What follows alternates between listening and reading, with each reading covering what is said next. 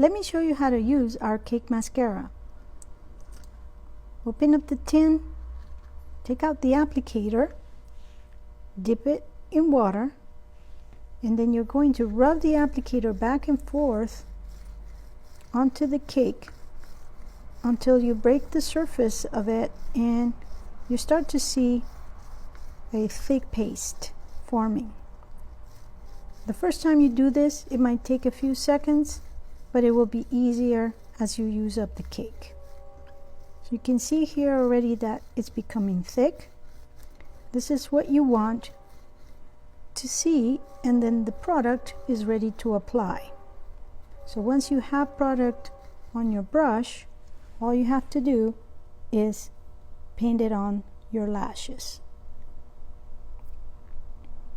To use as a liner, use the other side of the brush, wet the applicator, and just run it back and forth until you get a thick paste.